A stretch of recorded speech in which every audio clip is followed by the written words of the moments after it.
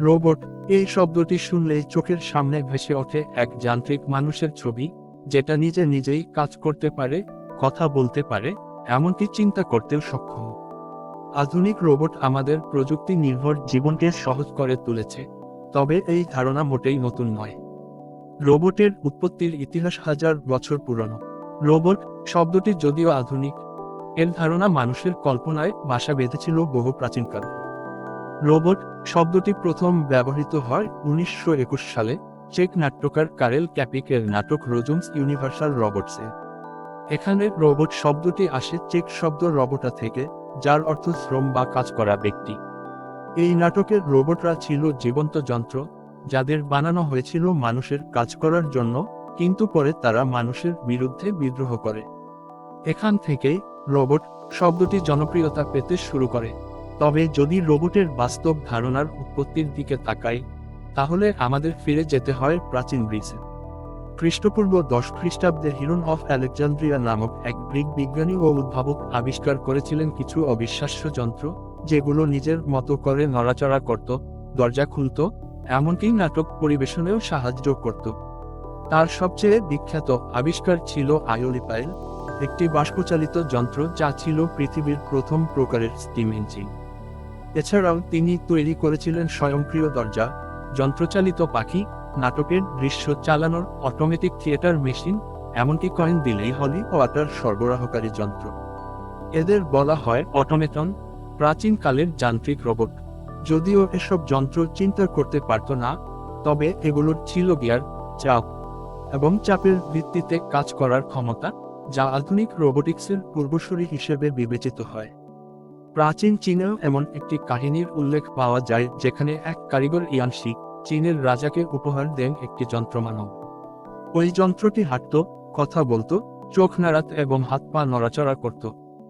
রাজা এতটাই অবাক হয়েছিলেন যে তিনি সেটিকে খোলার আদেশ দেন এবং আবিষ্কার করেন এটি একটি যন্ত্র। যদিও এটি ঐতিহাসিকভাবে প্রমাণিত নয়, তবে চীনের প্রাচীন সাহিত্যে এটি উল্লেখযোগ্যভাবে রক্ষিত আছে। ভারতের প্রাচীন ধর্মগ্রন্থ ও পুরাণেও যন্ত্রমানব বা যন্ত্রচালিত মূর্তি রব উল্লেখ আছে। কিছু মন্দিরের সময় নির্ধারিত ঘণ্টার শব্দ বা বিশেষ রক্ষীদের যন্ত্রচালিত আকারে তৈরি করার কথাও বলা হয়েছে।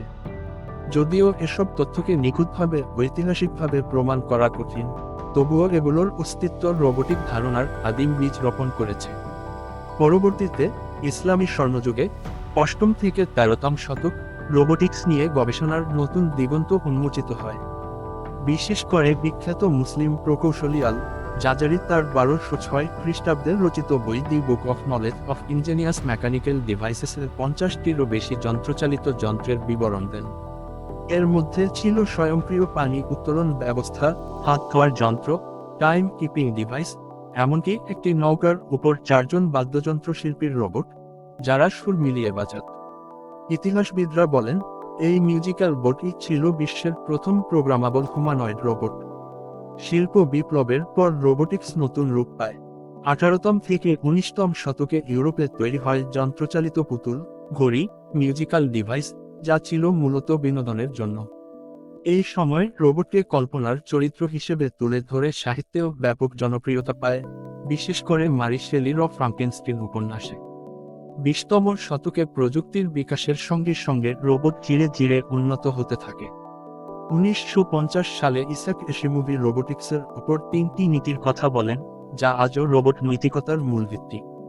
এরপর ধাপে ধাপে রোবোটিক্স প্রবেশ করে শিল্প কারখানা, মেডিকেল, মহাকাশ, যুদ্ধক্ষেত্র, এমনকি আমাদের ঘরেও। আজকের দিনে রোবট কেবল যান্ত্রিক নয়, বরং কৃত্রিম বুদ্ধিমত্তা বা এআই এর সাহায্যে চিন্তা করে, সিদ্ধান্ত নেয় এবং শেখে।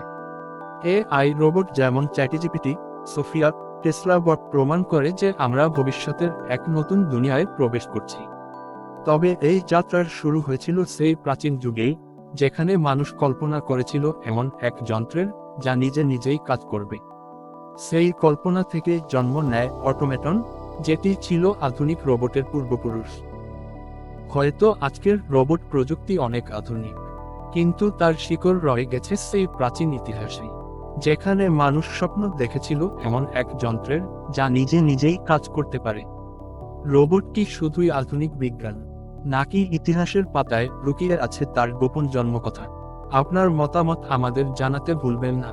ভিডিও ভালো লাগলেই লাইক করুন, বন্ধুদের সাথে শেয়ার করুন আর অবশ্যই ফলো দিতে ভুলবেন না।